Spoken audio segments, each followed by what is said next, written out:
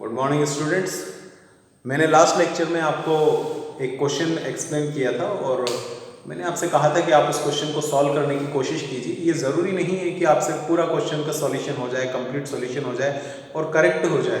ऐसा कोई ज़रूरी नहीं होता है। किसी से हो भी सकता है, किसी से नहीं भी, लेकिन हमें कोशिश तो करनी चाहिए। कोशिश करेंगे तो हम ज़्यादा बेहतर समझ पाएंगे। तो अब जिन्होंने भी कोशिश की है वो उस चीज़ को क्रॉस चेक करें कि कितना आपने सही किया है और कहाँ आपसे गलती हुई है।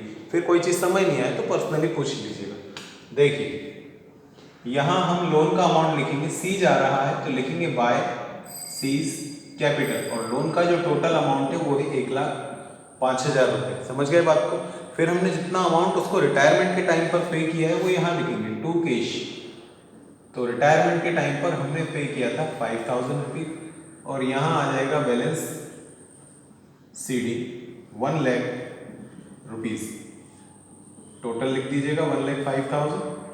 1,05,000 जो फॉर्मेलिटीज हैं उनको छोड़े ना, उनको पूरा करें, जैसे single line, double line, etcetera. अब यहाँ रिटायरमेंट की डेट डाल दीजिए। तो रिटायरमेंट की डेट थी 1 जनवरी 20 और पेमेंट भी हमने किया था 1 जनवरी 20 को। और ये वाला बैलेंस जो निकलेगा ये भी निकलेगा 1 जनवरी 20 को, और ये जो बैलेंस BD होगा ये भी होगा 1 जनवरी 20 को। By balance BD 1,00,000 rupees. इन चारों की डेट हमेशा सेम होती है। डेट ऑफ रिटायरमेंट, अगर कोई एक्सपायर हो रहा हो, मर रहा हो, तो डेट ऑफ डेथ, इन चारों फिगर के डेट हमेशा सेम रहेगी। और बेसिकली यहीं से लोन अकाउंट चालू होगा। ये सिर्फ हमें रिटायरमेंट की पेमेंट के बारे में बताने के लिए शो करना पड़ता है, अदरवाइज ये लोन अकाउंट का पार्ट नहीं है। अब आगे चलते चलिए, आप समझते जाइए। मैंने आपसे बोला था यहाँ चार्ज करेंगे हम इंटरेस्ट, फिर मैंने यहाँ बताया था टू कैश कर हम पेमेंट करेंगे, जिसमें इंस्टॉलमेंट और इंटरेस्ट दोनों का टोटल लिखेंगे, और फिर हम यहाँ पर लिखेंगे बैलेंस CD। ऐसे करके हम फर्स्ट ईयर कंप्लीट करेंगे। फिर आगे चलते जाइए, बैलेंस CD को हम यहाँ पर करेंगे बैलेंस BD।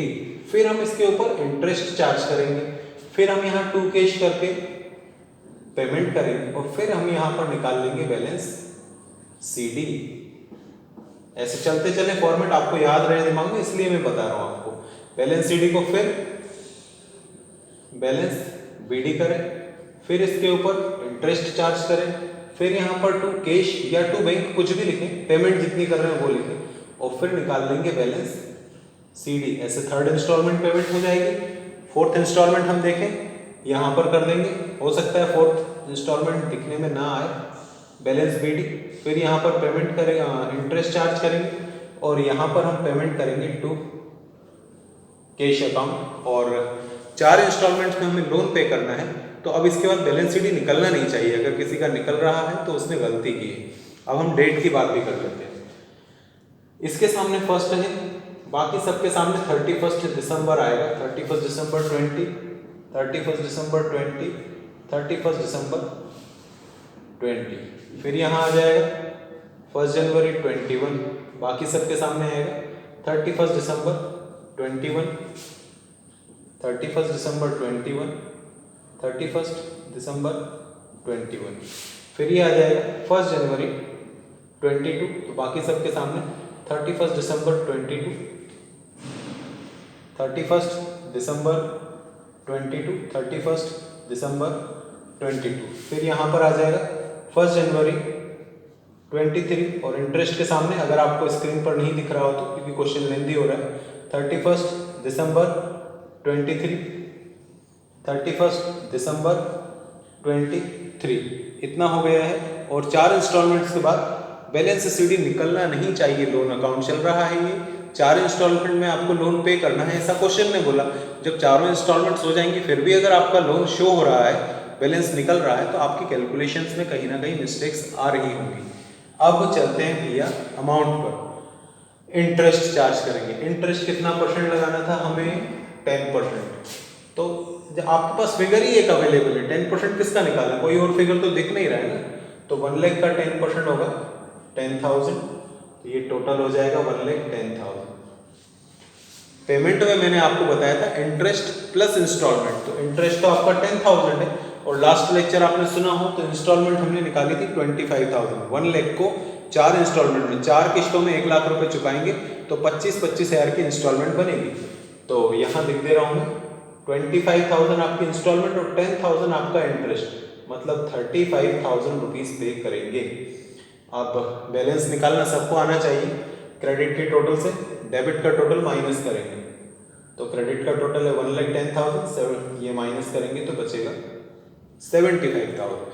अब यही बात मुझे आपको और 3 बार समझानी है, इसलिए अगर यहाँ तक समझ नहीं भी आएगा तो टेंशन ना ले, आगे चले सेम वैसे ही रहेगा। 75,000 को यहाँ बीडी कर देंगे। अब इस पर 10% निकालेंगे, पहले इस पर निकाला था, अब इस पर निकालेंगे, तो 75,100 आएगा। टोटल करेंगे हम लोग तो टोटल आएगा हमारे पास 82,500। पेमेंट की बात करें तो इंस्टॉलमेंट तो हमारी 25,000 की थी, इंटरेस्ट हमारा 7,500 का है, तो 25 और 7 32,500 का पेमेंट बनेगा। इसमें से इसको माइनस करें तो बैलेंस सीडी निकलेगा 50,000। बैलेंस सीडी को फिर यहाँ पर बैलेंस बीडी कर दीजिए 50,000। अब इस पर इंटरेस्ट चार्ज करेंगे 10%, मतलब 5,000। टोटल हो जाएगा हमारे पास 55,000। पेमेंट की बात करेंगे तो इंस्टॉलमेंट 25,000 की, इंटरेस्ट 5,000 का, टोटल पेमेंट यहाँ बनेगी 30,000। बैलेंस सीडी हर बार एक ही तरह से निकाल रहे हैं, इसमें से इसको माइनस करेंगे 25,000 रुपये आएगा। 25,000 को यहाँ करें बैलेंस बीडी, इस पर 10% इंटरेस्ट 2,500 आएगा। टोटल हो गया हमारे पास 27,500। पेमेंट में इंस्टॉलमेंट आपकी 2,500 की, इंटरेस्ट आपका 2.5 का, टोटल यहाँ पर बचेगा अपना 27,500। अब हमारे पास कोई बैलेंस बच ही नहीं रहा। इंस्टॉलमेंट 25,000 की और 2,500, 2,500 रुपये इंटरेस्ट, तो 25,000 प्लस 25, 25,000 प्लस 2,500, 27,500 होता है। अब कोई बैलेंस बचेगा नहीं, बचना भी नहीं चाहिए था, अगर बचे तो आपने कहीं ना कहीं मिस्टेक की। अब देखो ये इतना मुश्किल भी नहीं है, लेंदी है, मैं इस बात से एग्री करता हूँ कि लेंदी तो है, लेकिन ये डिफ़िकल्ट नहीं है, क्योंकि आपको हर साल डेप्रिसिएशन चैप्टर अगर किसी ने सीखा था 11th में, तो डेप्रिसिएशन चैप्टर की तरह हर साल सेम ही ट्रीटमेंट रहेगा। अब अचानक आप इतना बड़ा देखोगे तो हो सकता है बहुत देखकर टेंशन हो जाए, लेकिन वो इतनी बड़ी चीज़ नहीं है। उसमें सिर्फ हमें क्या करना है, लोन का अमाउंट लिखना है, इंटरेस्ट करना है, पेमेंट करना है, फिर लोन का अमाउंट लिखना है, इंटरेस्ट लिखना है, पेमेंट करना है, फिर loan interest payment, loan interest payment, इतने ही फिगर्स हैं और बहुत इजी कैलकुलेशन है, कुछ मुश्किल नहीं है। मेरे हिसाब से रिवोल्यूशन और कैपिटल अकाउंट बनाना इससे ज़्यादा मुश्किल है, क्योंकि उसमें 8-10 चीज़ें हमें ध्यान रखनी पड़ती है। इसमें ऐसा कुछ भी ध्यान नहीं रखना है, सिर्फ 2 या 3 फिगर है।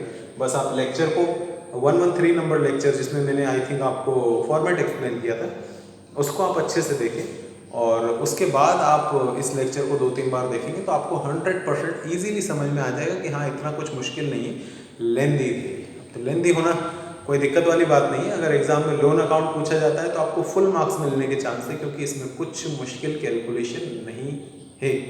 समझ गए बात को?